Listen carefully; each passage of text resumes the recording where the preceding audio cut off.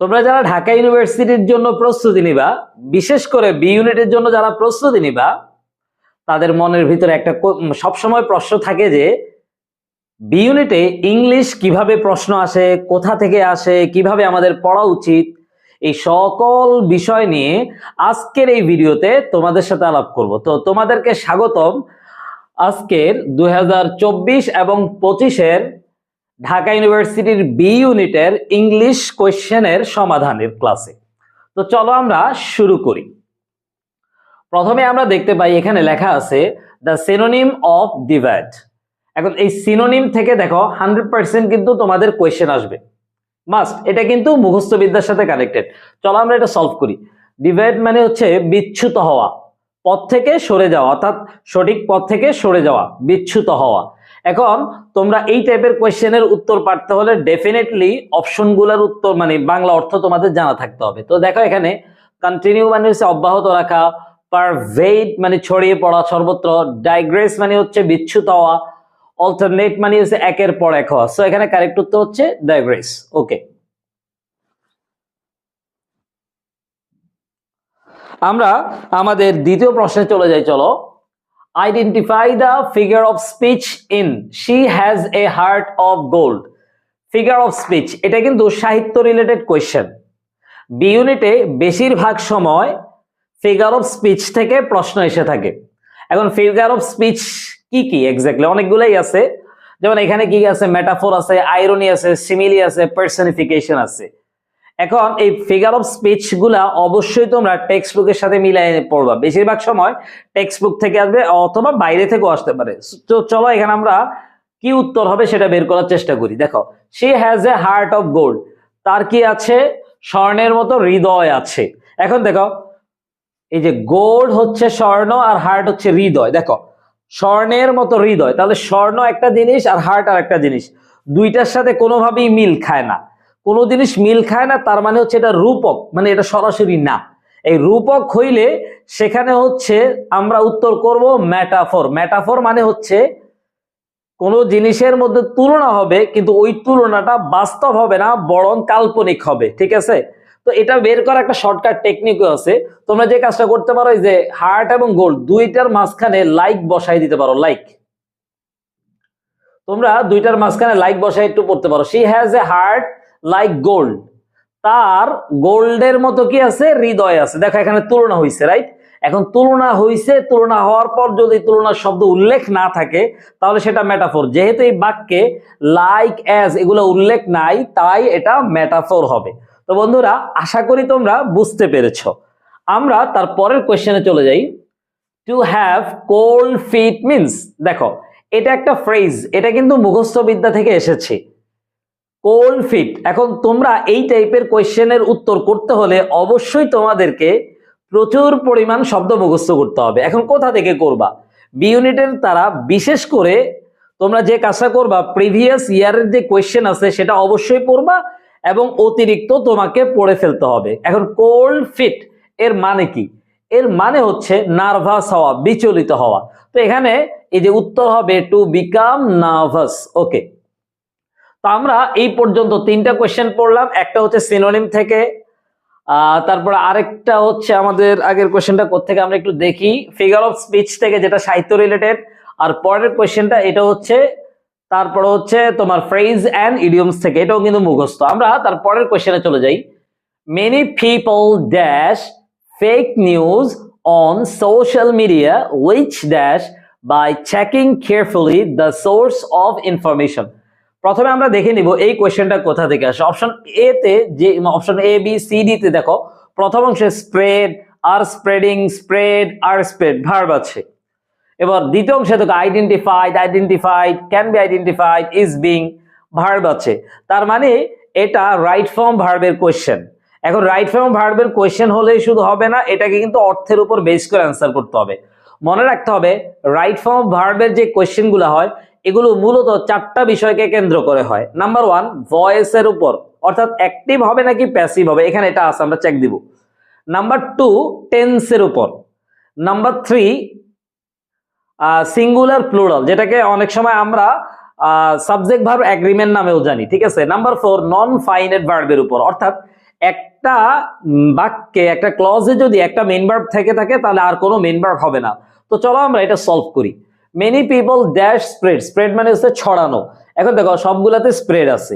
এখন এই দেখো পিপল ছড়াইতে পারে কিনা, পারে, সেটা অ্যাক্টিভ হবে। দেখো অপশন ডি তে এখানে এটা প্যাসিভ আছে, এই জন্য এটা ক্রস, অপশন ডি উত্তর হবে না। ওকে, তারপরে চলে যাই অপশন এ বি সি তে সবগুলাতেই প্রেজেন্ট আছে, বাট অপশন বি তে প্রেজেন্ট কন্টিনিউয়াস টেন্স আছে। অনেক মানুষ ছড়ায়, এই যে আর স্প্রেডিং, প্রেজেন্ট কন্টিনিউয়াস টেন্স, ছড়াচ্ছে। এখন দেখো ফেক নিউজ ছড়াচ্ছে কি একটা সময় ছড়াচ্ছে নাকি সব সময় ছড়াচ্ছে? অবশ্যই সব সময় ছড়াচ্ছে। যেহেতু সব সময় ছড়ায় তাই এটি প্রেজেন্ট ইনডেফিনিট টেন্স হবে, প্রেজেন্ট কন্টিনিউয়াস টেন্স হবে না। সো অপশন বি উত্তর হচ্ছে না, ঠিক আছে। এবার আমরা চলে যাই অপশন এ নাকি সি।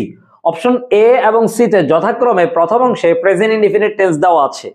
এবার আমাদেরকে যে কাজটা করতে হবে, দ্বিতীয় অংশের দিকে তাকায়া অ্যান্সার নির্ণয় করতে হবে। দ্বিতীয় অংশে তাহলে আমরা প্রথম অংশটা একটু পড়ে নিই। Many people spread fake news, অনেক মানুষ ফেক নিউজ ছড়ায় অন সোশ্যাল মিডিয়া, সামাজিক যোগাযোগ মাধ্যমে, উইচ ড্যাশ, এই যে দেখো এই উইচ হচ্ছে রিলেটিভ প্রোনাউন, রিলেটিভ প্রোনাউনের অ্যান্টিসিডেন্ট হচ্ছে এখানে ফেক নিউজ। যে ফেক নিউজগুলোর মাধ্যমে ড্যাশ বা যে ফেক নিউজগুলোকে which dash by checking carefully, যত্নের সহিত দ্য সোর্স অফ ইনফরমেশন, তথ্যের উৎসকে যত্নের সহিত যাচাই করার দ্বারা নির্ণয় করা যেতে পারে। এবার একটু দেখো এই যে শূন্যস্থানের পূর্বে উইচ আছে, এটা হচ্ছে রিলেটিভ প্রোনাউন। এখানে রিলেটিভ প্রোনাউনটা দিয়ে কাকে বোঝাচ্ছে? এই যে ফেক নিউজ। এখন আসো ফেক নিউজ, এই যে দেখো অপশন এ তে আইডেন্টিফাই মানে নির্ণয় করা। ফেক নিউজ কি নিজেকে নিজে শনাক্ত করতে পারে? আইডেন্টিফাই মানে হচ্ছে শনাক্ত করা, নির্ণয় করা। তোমরাই বলো ফেক নিউজ নিজেকে নিজে শনাক্ত করতে পারে কি না? পারে না, পারে না। সো অপশন এ তে দ্বিতীয় অংশে অ্যাক্টিভ আছে, কিন্তু এখানে এটা হবে প্যাসিভ, এই জন্য কারেক্ট অ্যান্সার হবে অপশন সি। সো এই বাক্যের পুরাটার অর্থ দাঁড়ায় many people spread fake news on social media, অনেক মানুষ সামাজিক যোগাযোগ মাধ্যমে ফেক নিউজ ছড়ায়, উল্টো পাল্টো তথ্য ছড়ায়, which dash by checking carefully, যেই তথ্যগুলোকে ক্যান বি আইডেন্টিফাইড শনাক্ত করা যেতে পারে, by checking carefully the source of information, তথ্যের উৎসকে যথাযথভাবে যাচাই করার দ্বারা। ওকে, আশা করি তোমরা বুঝতে পেরেছো। আমরা তার পরের কোশ্চেনে চলে যাই, চলো। Certain serious diseases can be successfully treated dash detected in an initial stages. Okay, এখানে আমরা প্রথমে দেখে নিব এর উৎসটাকে, এই প্রশ্নটা কোথা থেকে এসেছে। অপশনগুলো আমরা একটু পড়ি। ইফ, লেস্ট, ওয়েদার, আনলেস, এই সবগুলোই কিন্তু ক্লজ মার্কার অথবা সাবঅর্ডিনেটিং কনজাংশন। ওকে, তাহলে আমরা বুঝতে পারলাম এইটা মূলত কানেক্টর থেকে আসছে, রাইট? যেটা আমাদের এইচএসসি তেও ছিল কিন্তু কানেক্টর। এখন কানেক্টর থেকে আসছে, কিন্তু নর্মালি আমরা জানি যে ক্লজ মার্কার বা কানেক্টর এগুলো সবগুলো আসলে ক্লজ মার্কার। এখন ক্লজ মার্কারের পরে নর্মালি আমরা জানি সাবজেক্ট ভার্ব বসবে, রাইট? কিন্তু দেখো শূন্যস্থানের পরে কিন্তু সাবজেক্ট নেই, শুধু ভার্বটা আছে। ওকে, বা ডিটেক্টেড সাবজেক্ট ভার্ব দুইটাই নেই, রাইট? এখন তাহলে তোমরা কিভাবে এই বিষয়টা সলভ করবা? ওকে, তাহলে চলো আমরা এটা সলভ করি। দেখো এই যে লেস্ট এবং ওয়েদার, লেস্ট এবং ওয়েদার, এই যে লেস্ট এবং ওয়েদার যে শব্দদ্বয় আছে এগুলোর পরে সর্বদাই সাবজেক্ট ভার্ব থাকতে হবে। যেহেতু শূন্যস্থানের পরে সাবজেক্ট ভার্ব নাই, তাই অপশন বি এবং ডি কে আমরা উত্তর নিতে পাচ্ছি না। সো এখানে কারেক্ট উত্তর হবে হয় এ না হয় ডি, ইফ অথবা আনলেস। এখন ইফ এবং আনলেস এরপরে সাধারণত সাবজেক্ট ভার্ব থাকে, কিন্তু কখনো কখনো সাবজেক্ট এবং ভার্ব মানে অক্সিলারি ভার্ব যেটা আছে সেটাকে ফেলে দেওয়া যায়। তো এখানে ইফ এবং আনলেস দুইটাই উত্তর হইতে পারে, আমরা কোনটা উত্তর নিব এক্স্যাক্টলি? তো ইফ অর্থ হচ্ছে যদি, আর আনলেস অর্থ হচ্ছে যদি না। আমরা অর্থটা একটু বসায় দেখি। সার্টেন সিরিয়াস ডিজিজেস, নির্দিষ্ট কিছু মারাত্মক রোগ সমূহ, ক্যান বি সাকসেসফুলি ট্রিটেড, সফলভাবে চিকিৎসা করা যেতে পারে, ড্যাশ ডিটেক্টেড ইফ, যদি ডিটেক্টেড নির্ণয় করা যায়, ইন অ্যান ইনিশিয়াল স্টেজ, প্রাথমিক অবস্থায় যদি নির্ণয় করা যায়। এটা হচ্ছে যদি বললে, যদি না প্রাথমিক অবস্থায় নির্ণয় করা যায়। খেয়াল করো, যদি প্রাথমিক অবস্থায় নির্ণয় করা যায় তাহলে কিছু জটিল রোগের চিকিৎসা করা যায়। তার যদি না, তাহলে কোনটা উত্তর মিলবে? অবশ্যই আমাদের যদি দিয়ে মিলবে। তাহলে এখানে কারেক্ট উত্তর হচ্ছে ইফ। আর ইফ নাকি আনলেস এটা কিন্তু আমরা বুঝতে পেরেছি অর্থের মাধ্যমে, রাইট? আমরা তার পরের কোয়েশ্চেনে চলে যাই, চলো। I dash to call the customer service of my bank all morning, but I can't get through. Okay, fine. এবার তুমি দেখো অপশনগুলোতে কি আছে, এই কোয়েশ্চেনটা কোথা থেকে আসে? ভার্ব থেকে আসে, রাইট ফর্ম ভার্ব।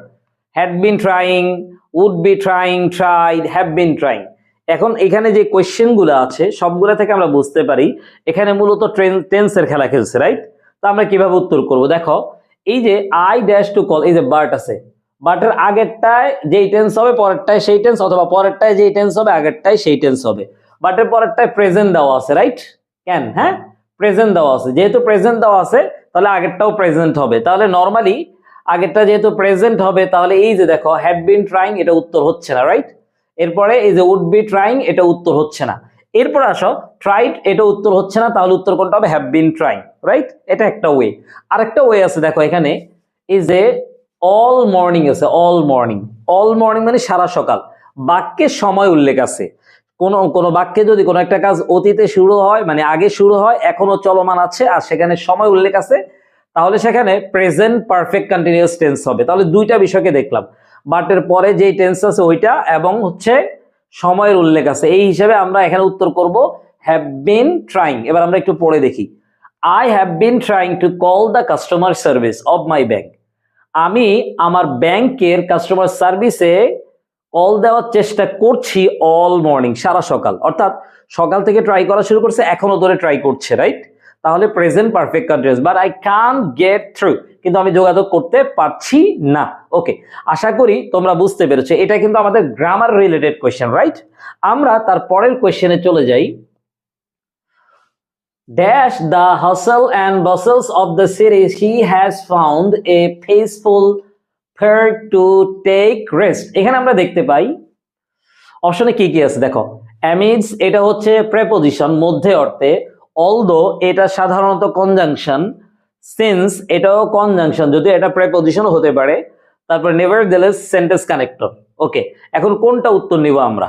আমরা এখানে কোনটা উত্তর হবে? গ্রামার দিয়ে উত্তর করা যাবে এবং গ্রামার ছাড়াও উত্তর করা যাবে। সাধারণত যেহেতু although আর since এগুলা ক্লজ মার্কার হয় আর এগুলোর পরে সাবজেক্ট ভার্ব থাকে, যেহেতু শূন্যস্থানের পরে সাবজেক্ট ভার্ব নাই, তাই এই although since এগুলো উত্তর করতে পারবো না, রাইট? এরপরে nevertheless এটা মূলত একটা সেন্টেন্স কানেক্টর, কিন্তু এখানে সেন্টেন্স কানেক্টর কোনো অ্যাঙ্গেলেই বসবে না, এই জন্য যেহেতু এখানে দুইটা সেন্টেন্স নাই তাই সেন্টেন্স কানেক্টর এখানে উত্তর হচ্ছে না, এই জন্য nevertheless কে আমরা উত্তর নিতে পারছি না। সো এখানে কারেক্ট উত্তর হচ্ছে amidst।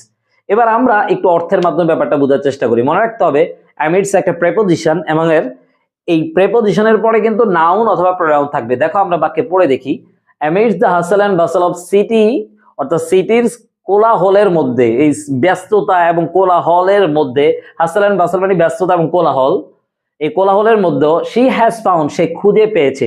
সিটিতে খেয়াল করো অনেক কোলাহল, এই কোলাহলের মধ্যে সে খুঁজে পেয়েছে পিসফুল পার্ক, একটা শান্তিপ্রিয় পার্ক, টু টেক রেস্ট নেওয়ার জন্য, রাইট? তাহলে আমরা এখানে বুঝতে পারলাম এটা মূলত প্রেপোজিশন থেকে কোয়েশ্চেন আসে। মনে রাখতে হবে প্রেপোজিশন থেকে দুই ভাবে কোয়েশ্চেন আসে, এক অ্যাপ্রোপ্রিয়েট প্রেপোজিশন অথবা ফ্রেজ থেকে, দুই প্রেপোজিশনের মৌলিক ব্যবহার। এটা কিন্তু প্রেপোজিশনের মৌলিক ব্যবহার থেকে কোয়েশ্চেন এসেছে। আমরা তার পরের কোয়েশ্চেনে চলে যাই, চলো। If Rana had not been imprisoned he dash a hill. এই কোয়েশ্চেনটা কোথা থেকে আসছে আমরা এক নজর দেখলেই বুঝতে পারছি, এটা ইফ এর রুলস থেকে আসে, যেটাকে আমরা কন্ডিশনাল সেন্টেন্স নামে জানি, রাইট? এখন আমরা এই কোয়েশ্চেনটার উত্তর করতে হলে আমাদেরকে জানতে হবে ইফ এর রুলস গুলো কি কি। তোমরা অবশ্যই এই কোয়েশ্চেনটা পড়ার সাথে সাথে ইফ এর রুলস গুলো একটু কিন্তু পড়ে নিবা, হ্যাঁ? ওকে, তো ইফ এর রুলস থেকে দেখো ইফ যুক্ত অংশ এখানে had not bin imprison, first perfect টেন্সের প্যাসিভ আছে, রাইট? প্যাসিভ ইম্পর্টেন্ট না, ফার্স্ট পারফেক্ট টেন্স আছে। দেখো ইফ এর 3 নাম্বার রুলসটা কি, ইফ যুক্ত অংশে ফার্স্ট পারফেক্ট হবে, অপর অংশে পারফেক্ট কন্ডিশনাল হবে। পারফেক্ট কন্ডিশনাল কিভাবে বানায়? Would, could, might, have, be three. Would, could, might, দেখো অপশন এ তে উড, কুড, মাইট নাই, এজন্য এটা বাদ। অপশন বি তে আছে, হতে পারে। অপশন সি তে নাই, বাদ। অপশন ডি তে নাই, বাদ। সো এখানে উত্তর হচ্ছে এখানে উত্তর হচ্ছে অপশন বি। উড আছে, হ্যাভ আছে, বি থ্রি আছে, রাইট? এবার আমি একটু পড়ে দেখি। If Rana had not been ইমপ্রিজনড, যদি রানাকে কারারুদ্ধ করা না হতো, মানে জেলখানায় নেওয়া না হতো, he would not have become a hero, সে নায়ক হতে পারতো না। অর্থাৎ রানাকে জেলখানায় নেওয়া হয়েছে বিধায় সে নায়কে পরিণত হয়েছে। তো বন্ধুরা এই প্রশ্নটা কিন্তু কমপ্লিটলি গ্রামার বেসড। আমরা ইতিমধ্যেই দেখতে পেয়েছি কিছু কোশ্চেন মুখস্থ বিদ্যা থেকে এসেছে, কিছু কোশ্চেন গ্রামার থেকে এসেছে, রাইট? আমরা তার পরের কোশ্চেনে চলে যাই, চলো। Many people are increasingly interested in sustainable living, which has sparked a dash in eco-friendly products. দেখো এই কোশ্চেনটা কোথা থেকে আসে, অপশনগুলোতে একটু পড়ে দেখি। Decline, catastrophe, surge, understanding. দেখো এইটা কিন্তু ভাই কমপ্লিটিং সেন্টেন্স, যেটা কমপ্লিটলি অর্থের উপর নির্ভর করে সলভ করতে হবে।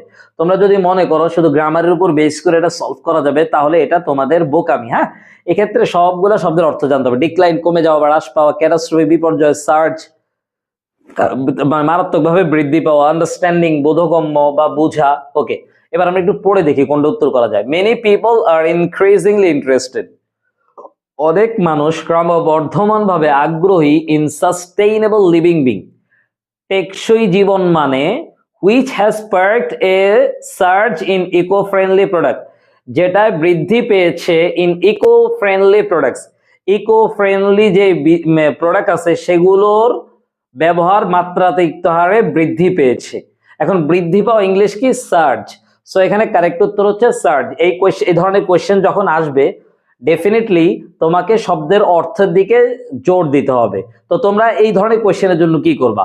অবশ্যই প্রিভিয়াস ইয়ারের যে কমপ্লিটিং সেন্টেন্সের কোয়েশ্চেনগুলো আছে সবগুলো অর্থ সহকারে প্রত্যেকটা অপশন ভালোভাবে রিডিং পড়বা। ডেফিনেটলি এটা তোমাকে হেল্প করবে।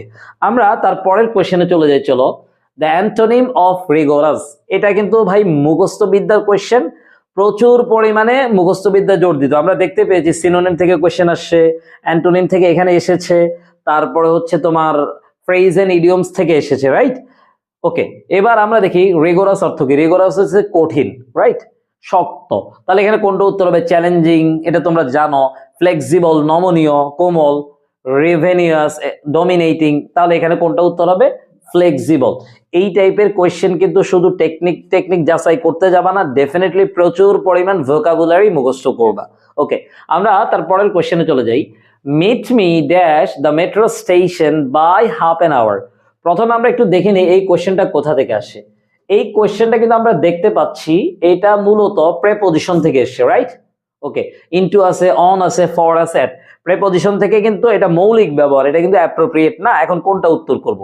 মিট মি, আমার সাথে সাক্ষাৎ করো, দেখা করো, dash the metro station by an half hour. By and half আওয়ারের মধ্যে, এখানে বাই মানে মধ্যে, এই সময়ের মধ্যে আমার সাথে তুমি কি করো? মেট্রো স্টেশনে দেখা করো। দেখো মেট্রো স্টেশনে, এটা কিন্তু একটা নির্দিষ্ট পজিশন বলছে, হ্যাঁ, নির্দিষ্ট অবস্থান। যদি নির্দিষ্ট অবস্থান বোঝায়, ডেফিনেটলি নির্দিষ্ট বোঝালে সেখানে অ্যাট হবে, আর ইনটু, অন, ফর এগুলোর ভিন্ন ভিন্ন ব্যবহার। এখানে আসলে কোয়েশ্চেনটা খুবই ইজি কোয়েশ্চেন ছিল, কোনো প্যাচ ছিল না, রাইট? সো এখানে কারেক্ট উত্তর হচ্ছে option D, at. Meet me at the metro station by half an hour. Okay, আমরা তারপরের কোশ্চেনে চলে যাই, চলো। Dash I am minor, I cannot drive yet. দেখো এইখানে এই প্রশ্নটা কোত্থেকে আসে? উপরের দেখো আই এম মাইনর, এটা কিন্তু একটা ক্লজ, রাইট? এরপরে দেখো আই ক্যানট ড্রাইভ ইয়েট, এটা কিন্তু আরেকটা ক্লজ, দুইটা ক্লজ আছে। দেখো তোমরা এই টাইপের কোশ্চেন পাওয়ার জন্য সবচেয়ে ভালো হচ্ছে ক্লজ শিখে নাও। ক্লজটা ডেফিনেটলি তোমাদের শেখা উচিত। তোমরা যত বেশি ক্লজ পারবা তত বেশি এই টাইপের কোয়েশ্চেন সলভ করতে পারবা। ওকে, তাহলে এখানে দুইটা ক্লজ আছে। কোনো বাক্যে যদি দুইটা ক্লজ থাকে সাধারণত সেখানে একটা ক্লজ মার্কার থাকা লাগে। এখন দেখো অপশন এ তে বিং, এটা কিন্তু ক্লজ মার্কার না, এই জন্য এটাকে বাদ দিয়ে দিলাম। অপশন বি তে ডিউ, এটা একটা ক্লজ মার্কার না, এটা কারেক্ট না, এটা ডিউ টু হইলে তাও ভাবা যেত। অপশন বি বাদ।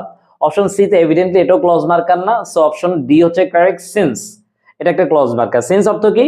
যখন অথবা যেহেতু। এখানে আমরা যেহেতু অর্থে নিব, তুমি চেক করে নিবা যখন নাকি যেহেতু অর্থ দিয়ে বসায় দেখবা। যেহেতু, যেহেতু মানে হচ্ছে একটা আরেকটার কারণ বোঝায়। সিন্স আই এম মাইনর, যেহেতু আমি ছোট, মানে আমার বয়স এখনো পর্যাপ্ত পরিমাণ হয় নাই। আই ক্যানট ড্রাইভ ইট, সেহেতু আমি ড্রাইভ করতে পারি না, রাইট? ওকে, আমার ড্রাইভ করার সুযোগ নাই। ওকে, এখানে কিন্তু সিন্স উত্তর হবে। আমরা তার পরের কোশ্চেনে চলে যাচ্ছি। The firefighters worked for 5 hours to dash the blaze. ওকে, তো এখানে কোনটা উত্তর হবে? The firefighters, firefighters অর্থ কি?